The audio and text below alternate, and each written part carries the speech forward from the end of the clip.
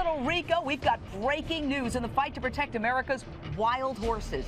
Animal rights groups, including the famous Cloud Foundation, have just filed this lawsuit that I'm holding in my hands to block the Bureau of Land Management. That's right, the U.S. government's plan to round up more than 800 horses at the end of this month, horses that are now roaming free on the range in Wyoming. Now, the critics say the government, the BLM, the Bureau of Land Management, is placing ranching special interests, private corporations, in other words, the private sector, over their duty to protect our wild horses, and that they're using our tax dollars. Now, the critics say these roundups, which often look at the helicopter chasing these horses, they're incredibly traumatic for these animals. The choppers chase down terrified horses, corralling them into pens. You know, there used to be millions of horses on the range. There are currently only about 50,000 wild horses, and you know where they are? They've been driven off the range. They're under government control, and many of them, thousands and thousands of them, are packed into these holding pens.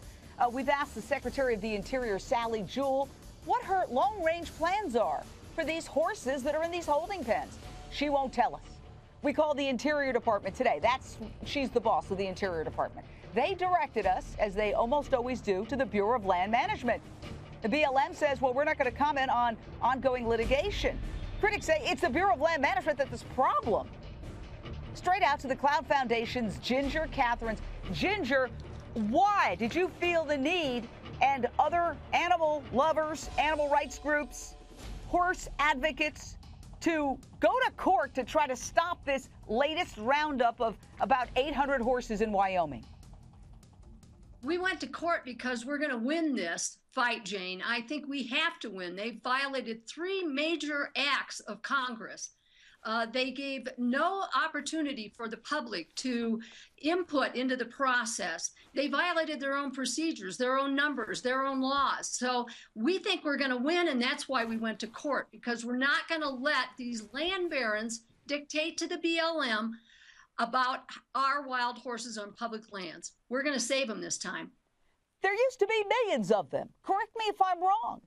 And the government keeps rounding them up, even though there is an act called something like the Wild Horse and Burro Act that says these are a symbol of America, of our freedom, that we wouldn't have really a country without the help of horses that took us from coast to coast, and that we want to protect these animals as an icon, an American icon. So if we want to protect them as an icon, and there's a whole law that says that, why is our government rounding them up with helicopters and then putting them in holding pens? They're capitulating to the livestock barons. It's a huge land grab, millions of acres, twice the size of Rhode Island, and they want it for their welfare livestock, and they want to be able to lease it for oil and gas. This lawsuit claims that if rounded up, these animals will be destined for a life of essentially incarceration in these holding pens. And, you know, the critics say they don't get enough shade in the summertime, and in the wintertime, they don't get enough shelter. And if you want to get involved, you can go to the cloudfoundation.org. That's just the cloudfoundation.org. And we'd also like to put up Interior Secretary Sally Jewell.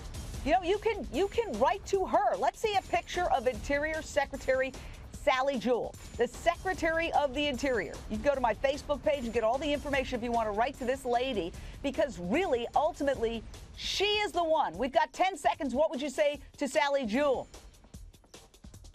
Save our Mustangs for our kids, for our future. They're an icon. A great way to end the segment.